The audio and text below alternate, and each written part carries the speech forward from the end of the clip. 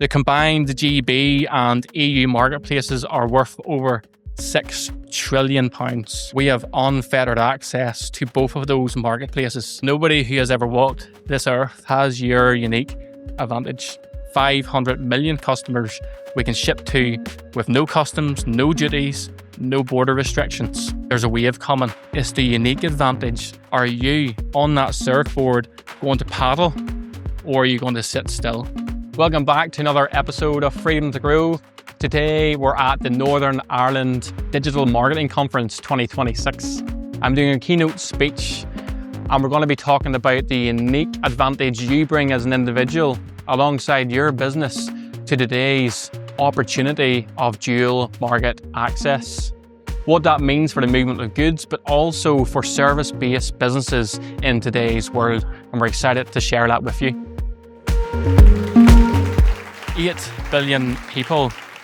That's how many people are on the planet right now. But today, I want to talk about you and your unique value, what you bring to the world here and today. Every single one of us has a unique fingerprint. Actually, I found out this week that each and every one of us have a unique tongue print. Don't ask me where you'd leave that. I'll leave that to your imaginations. What I'm trying to say is nobody who has ever walked this earth, nobody who ever will walk this earth, has your unique advantage. So let's zoom out a bit further from there and look at your business, your organization that you work for. Look at your people, your vision, your capabilities, your culture, your offering, what you bring. If you analyze that, you have something unique within your company that no other company in the world brings to the table. And if we zoom out a bit further again, where we are sitting here today, we're sitting in Newry, in Northern Ireland. Beside us, Great Britain, one of the most mature e-commerce marketplaces in the world. Beside us as well, Republic of Ireland, an international marketplace ready for us to export, and the European Union. So to put some numbers behind that, what I'm going to talk about today is dual market access is what it's now termed as. What I'm going to call it today is unique market access and your role in that unique market access. The combined GB and EU marketplaces are worth over £6 trillion, not billion, £6 trillion. Where we sit here today in Northern Ireland, we have unfettered access to both of those marketplaces that Ireland, that GB do not have, but we have in this room here today. That's the access we're talking about. 500 million customers we can ship to with no customs, no duties, no border restrictions. That's the opportunity that's available to you and your organization. Some stats around that: we're the only UK region to actually see an increase in EU exports over 2 consecutive years, and that's data backed by Invest Northern Ireland. And something that's really present to today, in a few days' time, on the 1st of July in 2026, the EU are removing their de minimis allowance for low-value parcels to enter its marketplace. That sounds incredibly boring. What that means is your GB competitors who are shipping parcels into the EU, it's about to become much more expensive for them or the end customer. That's not the case for us here in this country. We have a huge opportunity to avail of this change. So I've been talking about the movement of goods, the movement of parcels. That's what we do. But I want us to actually zoom out a bit further again and look at services. If we're sitting here with this unique opportunity as a city, as a country, what can we do with that? If we look at our services we can bring to the table in logistics, marketing, software, expertise are we going to avail of this opportunity and think about the different things we can bring to the table for those businesses that exist outside our domains, allowing them to come through and do business with us because of this unique opportunity that sits on our doorstep, that is present right now. I invite you all to take a few moments to think about how you can maybe pivot into a new service, into a new offering within your field and within your knowledge base. It's been said it's easier to ride a wave than to swim against one. Ask a question to the room. Are there any surfers in the room? Zero. Okay. I tried it a few times. My best friend is an amazing surfer. I definitely am not. I was going to put a photograph on the screen of me catching the only wave I ever caught. It was on a pink surfboard and I was falling off the board. And that's the only image of me surfing. What I want to talk to you about is you on a surfboard here today. Use your imaginations. As I spoke about you and your unique opportunity, your unique talents, your unique self you bring to this world that nobody else has. I want to imagine you on a surfboard. The surfboard is your business and there's a wave coming. To catch a wave, surfing, you have to paddle. You can't sit still. The wave doesn't just catch you. You have to gain momentum and paddle into the wave. The wave that's coming is e-commerce. It's dual market access. It's the unique advantage that we have here in this room. Are you on that surfboard going to paddle or are you going to sit still? I know what I'm going to do. Well, I am paddling. To give you a bit of context, my business, I found it 10 years ago. It's SJ Henderson Fulfilment. As mentioned, we pick, pack, and dispatch parcels for companies. We enable businesses from other countries and in our own country to access GB and EU marketplace from under one roof, one warehouse. Effectively, we're an organization that becomes part of your organizational chart. We provide all of your operations so you can focus on selling, designing, marketing your business. The wave I mentioned, well, we've scaled our business by 15x in the past 5 years because of this unique advantage, and we're only getting started. That's what's available here and now. A bit of context, we're operating out of just shy of 40,000 square foot. We're about to open a brand new site, adding 46,000 square foot to that within the next 2 weeks. And we have plans into the local council for another 60,000 square foot. We're investing in this opportunity here and now because we believe this dual market access is here to stay and we haven't seen anything like this before. So last year, Paul Walsh stood here where I'm standing today. He looked at the numbers on e-commerce moving in and out of this region. A phenomenal talk to really open my eyes as to what's actually going on in the here and now and on the ground. If you haven't listened to that or watched that, it's on YouTube. It's also available on the Newry Chamber website, and I invite you to watch that keynote. Paul looked at the numbers coming in and out of the region. I'm asking you today to look at the curve, where we are going and what the data tells us. These numbers have been on the screen already today from IRP. I saw them and I was like, can I pivot quickly enough? I decided not to. I thought I would reiterate this. Today we sit Northern Ireland with £6 billion worth of e-commerce to the country, and by 2030 that's due to go to 10 billion. That's almost double, which is a phenomenal growth trend. 180,000 jobs supported by e-commerce. In our region, that's almost 1 in 5 jobs. So it's no longer a niche, nice part of your business to dabble with. It's a key part of your strategy for growth. Something for retailers in the room. Are there anybody in here who has a brick and mortar retail store? Have a show of hands. Great, a few.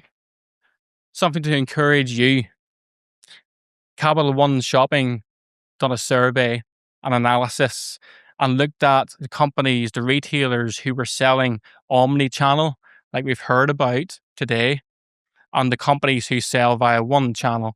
And they found that the companies who sold omnichannel, so they had an online marketplace and the physical premises, they grew 179% faster than those who sold on one domain. That is true to the people who sell online only as well, just to make that point. So it's just to say, well, you have the hard half already built. You have the storefront, you have your supply chain, you have the engagement with your customers. That's the hardest part, is doing the physical retail that our communities need. The easy half is to turn on online by the people you've heard about here today.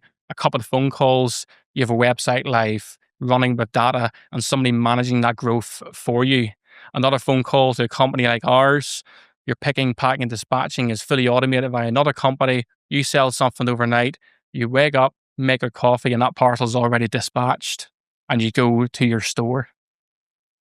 It's no longer about the opportunity or the potential of that. It is here and now and growing exponentially.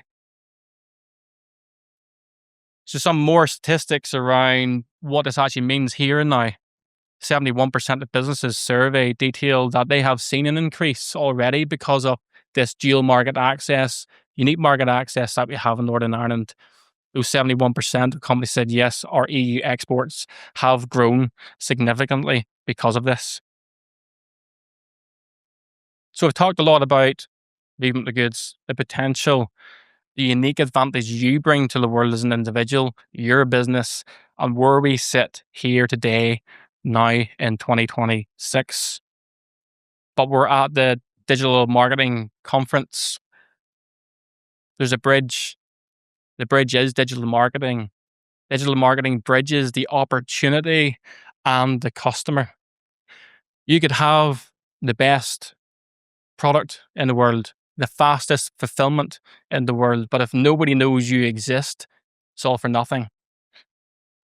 People in Dublin and in Dundalk and in Dusseldorf, if they don't know you exist, they can't buy from you.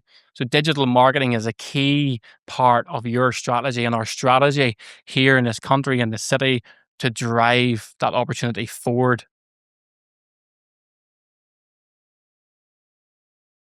So to summarize, I'm here today to pitch to you the advantage that you can avail of, whether you're moving goods, whether you're selling services, to think big picture, to zoom out, to understand what you bring to the table. No AI agent can bring to the table. You bring your unique self. Your company brings its unique self to the table. You can use these tools to magnify it, but you are unique, and don't forget that. No other country in the world shares what Northern Ireland has. Not one other city in the world shares what Newry has. Think about where it's placed right now. No one other company in the world has what yours has, and not another person in the world has what you have. The question was never about the opportunity. The question is, are you going to do something with it? Thank you. Stephen, you spoke a lot this morning about the opportunities that exist for businesses operating in Northern Ireland, particularly around our dual market access and the advantages that gives us in the Newry area here. And I think that gives our audiences a lot of food for thought. Maybe not me on a surfboard. That could be quite a humorous sight to see. But to come back to your own business, can you explain to me exactly what a fulfilment company does? Because I think your idea around fulfilment is the Amazons and a bigger business availing from those. But what you're actually doing is you're servicing an SME market. For sure, I often explain it like we're the step before Amazon, because some people think we are similar to Amazon. We would supply into Amazon. So if you were to decide to start selling watches online, you would come to us and say, Stephen, can you receive this inventory for me? You'll send it from your supplier that's just saved from the Far East. It'll land with us. We book it into our warehouse. You have total visibility via the portal in regards to what's in our warehouse for your inventory. And there's APIs exist with all your online marketplaces with IRP, with Shopify, Amazon, eBay. So whenever your customers placed order with you, we receive the order to pick, pack, and dispatch, and then sends a trigger and notification to your platform to say it's been shipped. So we handle the entire inbound warehousing and shipping for your products. So, I mean, that was totally not what I thought, So this is available to people who are building a business in their back bedroom and they just don't have somewhere to store their product space. I mean, they can work with somebody like you and really expose themselves to a global marketplace. But just explain to us around doing that. We talked earlier with some of the guys and with F10 Marine about the cost of doing business on, for example, third-party platforms. What is the typical cost around outsourcing to a fulfillment company?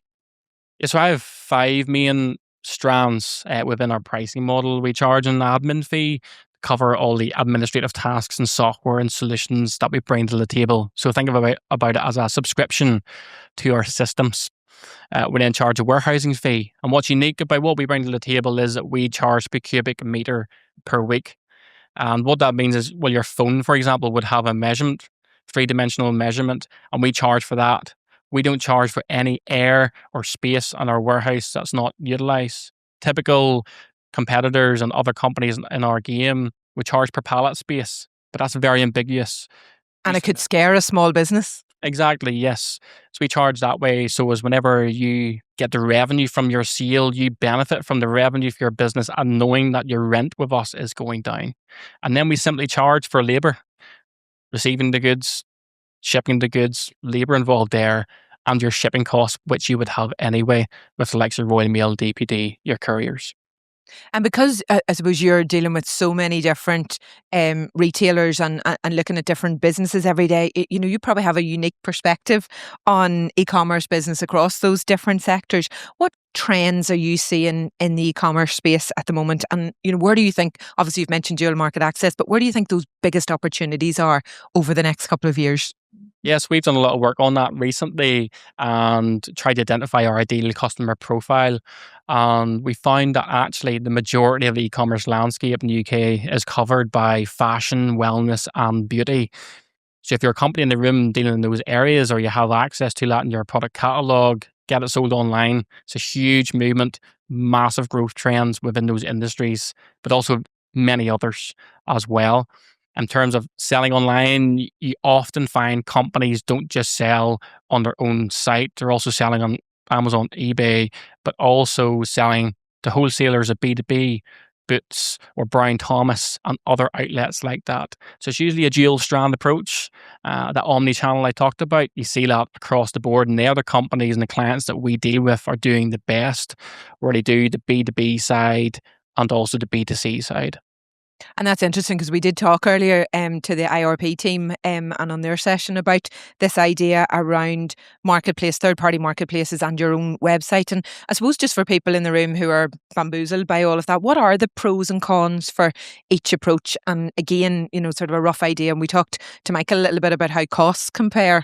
Are you seeing something similar? Yes, I am. And background, my story, I started in 2011 designing, manufacturing and selling musical instruments from my dad's garage, my first business. So I'm e-commerce first and then got into fulfillment.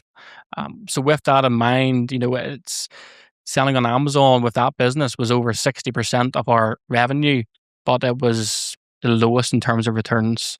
At that time, it was 25% they were taking off our top line. But it was absolute volume going into the States. Obviously, with what's happened in the States in the past year, it's more difficult to compete. But what we're seeing now is the world's actually getting bigger, not smaller. And I've been talking about that quite a lot recently in terms of these de minimis changes in America, in the EU, and different places. So companies really need to start thinking about what I term smart fulfillment. Where is your product best place for your ideal customer profile? Because that matters volumes to your competitive edge, getting that product to the person's door with the lowest cost possible. And it's again right back to some of the things we've already talked about. It's knowing your customer, knowing your market, understanding your data, and right back to what problem are you trying to solve. So If a business decided that they wanted to focus on selling goods or growing sales through their own website, what is the advice that you would give them? What's the first thing they can do? It's finding the right partners for your business. It may or may not be the right move to start with a fulfillment company. You may decide to do it yourself initially. And we often do find that most of my clients started doing fulfillment themselves to get them off the ground. But as soon as you can outsource to a partner which understands your business, your product catalog, and your values align between the two companies, and I can't reiterate that enough, that's so important because you are partnering with these companies. You're not just buying a service. I mentioned in my talk that we become part of your organizational chart. And I do believe that we're part of your organization. We're threaded into the fabric of who you are and what you bring to the table. So finding the right partners, I would say, is something you really need to pay a lot of attention to and then go for it. We've talked a little bit about cost, and there's this idea of pay to play when it comes to digital marketing, and obviously that's the fundamental that we are here to talk about today. I know you invest heavily in your brand. I think you're the only person here with your own videographer today. We've Alistair here. Is that the reality? Or how should businesses focus on that investment in digital marketing? Yeah, I would bring that back to understanding your customer at its core. We produce a podcast called Freedom to Grow because that's our vision as a company, to give businesses the freedom to grow. So I know my clients want all the knowledge they can get on how to grow their business. What's the next change coming up with movement of goods? The de minimis change is coming on the 1st of July. I've been shouting about that for about 6 months to all my clients, putting it out online to give these people the knowledge. And that's because I understand my customers. These are small business owners who are doing 20 million things a day. They just need to know that their logistics provider is on it and gives them the right information at the right time to enable them to scale and grow. What you're doing if you're selling goods is understanding who your ideal customer profile is, getting to know them inside out, and getting feedback from them in relation to how your services are being received. And I suppose I'm just curious to know, did anyone in the room know about that de minimis change, or has anybody been starting to think about how they're going to market it or profile it? Because I think that is huge for anybody who's competing against, retailers who are working in GB. And again, that comes down to understanding your competitive market as well, where they're coming from. But the digital landscape is evolving rapidly, and AI is changing the way that people search for information online. We've talked a little bit about to some of our other speakers this morning, but how do you see AI impacting e-commerce, SEO? We talked about AEO and digital marketing over the next couple of years. Yeah, you mentioned AEO, and that's something I've recently been acquainted with for the first time in the past number of months.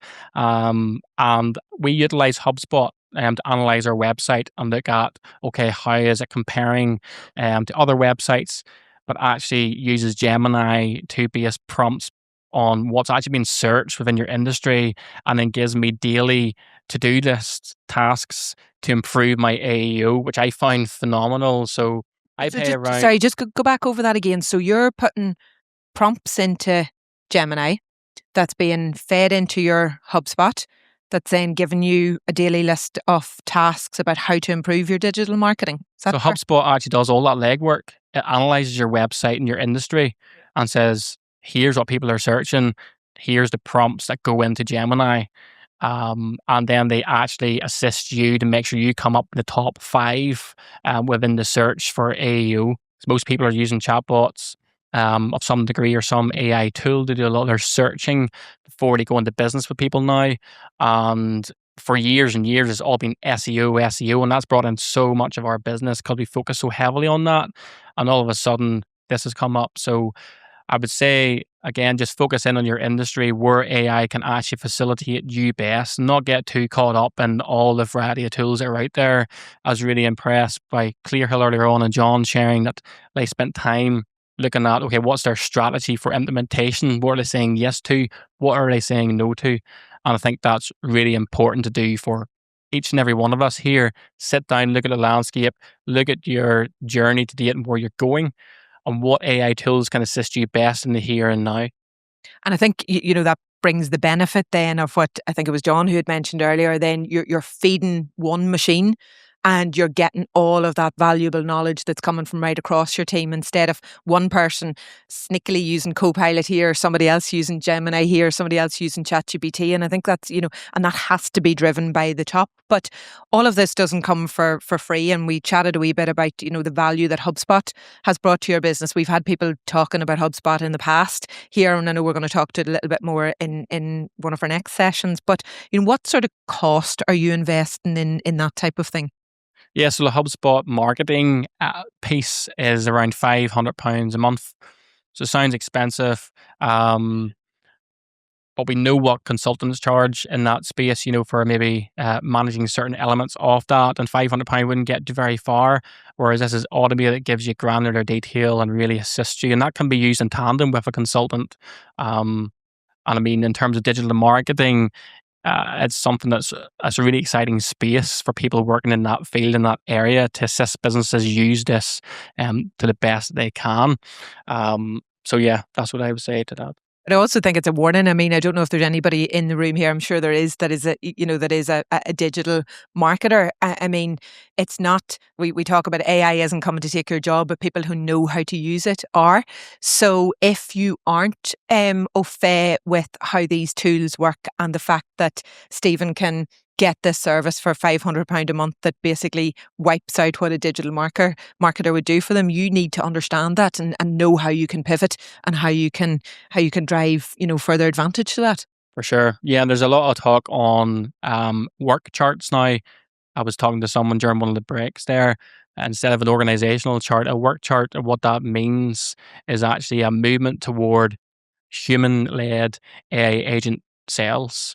So it's actually departments within companies moving toward having people in their departments act as mini CEOs for their department, but having it filled with AI agents fulfilling the work. And that's what a lot of companies are actually looking at. And it's not to say it's replacing jobs, but it's to say people must now elevate themselves. Otherwise, it will be delegated to AI. We no longer can sit back in an office-based job, or most of our jobs now, and know it's going to be here next year. We need to really self-develop and invest in ourselves because it's here to stay. And I think that's a key message coming from today here. Everybody is working in this space in some capacity. And if we don't upskill, I mean, I suppose a bugbear, my massive concern for young people coming through who are coming into this emerging sector and maybe think that digital marketing is putting prompts into AI. And, you're going to be obsolete in quite some time, that job, because, that is being taken over now by the prompts of the channels can do that themselves. So you need to be adding additional value. And I think that's extremely important for especially for the young people. There's quite a lot of young people here in the room who are maybe emerging in this sector. It's looking at how do you pivot, how do you change, and how do you be better than your £500 a month HubSpot subscription that you have. But I'm conscious of time. So finally, Stephen, I think it's been fascinating. I think you've given us lots of food for thought about the opportunity that we have here. But, what is the one piece of advice that you would give to a business owner or somebody working in a business here that would like to grow their online sales over the next 12 months? Sorry, it's a big one. Yeah, I probably would leave you with a quote that I've heard in the past 2 or 3 months that I can't get out of my head. And it's something just to reflect on and remember in this incredible age where the rate of change has never been greater. And that quote is, if the rate of change on the outside is greater than the rate of change on the inside, the end is near. Sounds dramatic. Very profound. End on a very heavy note, but it's not heavy. It's more talking to your organization. It's talking to yourself and what you bring to the table. If the rate of change in the world is greater than the rate of change of yourself, your personal development, your skills, your organization, it speaks to saying the end is near. So, and that's really stuck with me in terms of encouraging me to stay on it in today's age, where we need to take ourselves on this journey and movement and momentum to make sure we keep up with that change. I think that is so strong and such a brilliant message to leave on. And I think it's one for the organisations as well as for the people. Stephen, great to chat with you. Thank you for taking the time out to be with us. Thanks a million and wishing you every continued success. Thank you.